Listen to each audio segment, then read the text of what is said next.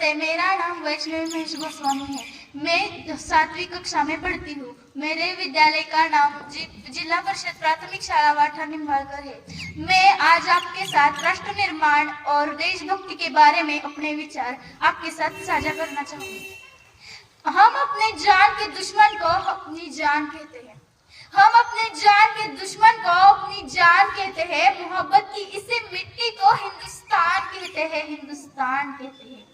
जो दुनिया में सुनाई दे उसे कहते हैं खामोशी।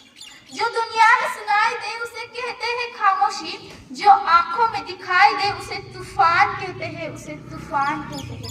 ये दीवार एक सुराग है। चाइना पाकिस्तान साजिशों का हिस्सा है, तब भी हम उन्हें अपने घर का रोशनदान कहते हैं, अपने घर का रोशनदान कहते हैं, रोशनदान कहते हैं। आजादी का असली महत्व वही समझ सकता है जिसने कभी गुलामी की हो। हम सौभाग्यशाली है कि हमने स्वतंत्र भारत में जन्म लिया। वैसे तो आजादी की लौ 1855 में ही जल चुकी थी, फिर वो वर्षाल बनकर 1947 को हमारे भारत देश को स्वतंत्र करवाई। उसके बाद 62, 65 और 72 के युद्धों में अपना सुहाग गंवा देने वाली औरत, जब घर के हालात ये हो जाते थे, प्यार भी भरपूर गया, मांग का सिंदूर गया। प्यार भी भरपूर गया, मांग का सिंदूर गया। नन्हे निहारों की लंगोटियां चली गई, छोटी छोटी बच्चियों की चोटियां चली गई। बाप की कमाई गई, भाई की पढ़ाई गई। बाप की कमाई गई, भाई की पढ़ाई गई। ऐसा एक विस्फोट हुआ, पता ही नहीं चला कि पूरे जिस्म की ही अनेकों गोटियां चली गई, अनेकों गोटियां चली गई। और आपके लिए तो एक आदमी मरा है साहब, आपके लिए तो एक आदमी मरा है साहब, और मेरे घर की तो रोटियां चली गई, मेरे घर की तो रोटियां चली गई।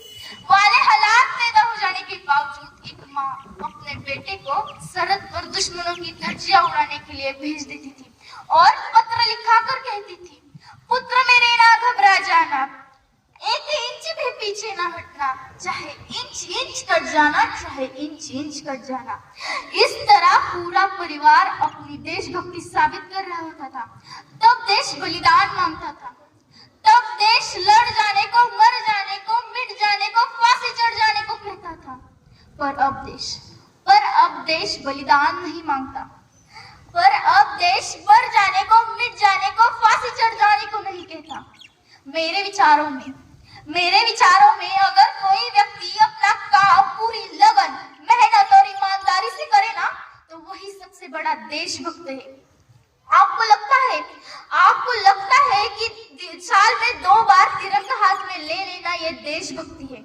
आपको लगता है कि व्हाट्सएप और फेसबुक के डीपी 3 रंग में रंगना ये देशभक्ति है।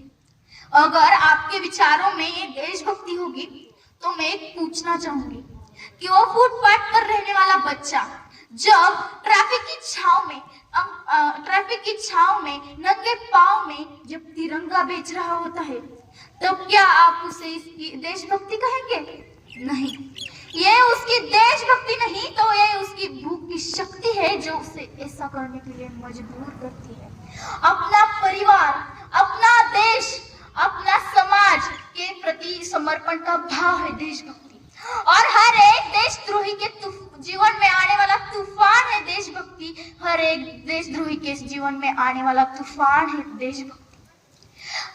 और देशद्रोही से ज्यादा देशभक्ति तब बहुत होती है जब एक बेटा अपने बूढ़े माँ बाप को वृद्धाश्रम की चौखट पर छोड़ आता है। करा उठती है वो देशभक्ति जब हम मुसीबत में फंसे लोगों की जान बचाने से ज्यादा अपने सेल्फी लेकर लाइक्स बढ़ाने में जुड़े रहते हैं। मजदूर को मजदूर समझिए, मजबूर नहीं। मजदूर को मजदूर समझिए, मजबूर नहीं।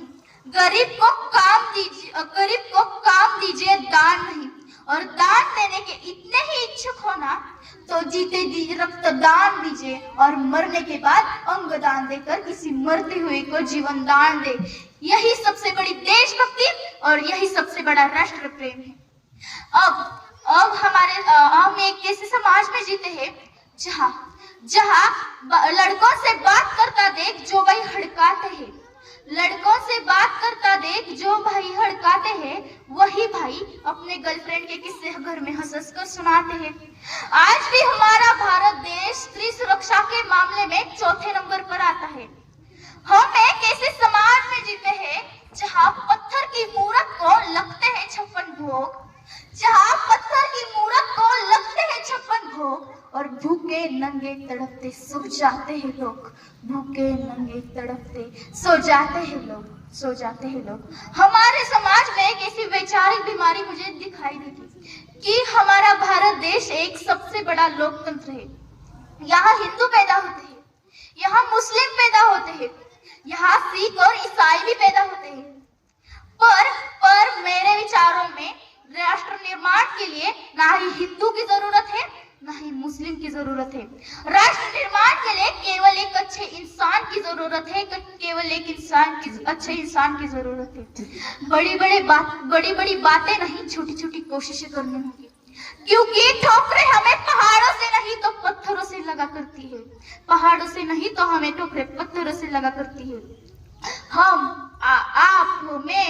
आप में हम मिलकर प्रयास करेंगे तभी हमारा राष्ट्र निर्माण संभव हो पाएगा। हमारा राष्ट्र निर्माण तब तक संभव नहीं हो पाएगा जब तक इस देश का युवा मंदिरों में जा जाकर नारियल फोड़ कर भगवान को रिश्वत लगाता रहेगा, जब तक इस भारत का शिक्षित वर्ग ही बिल्ली के रास्ता काटने से रुक जाएगा,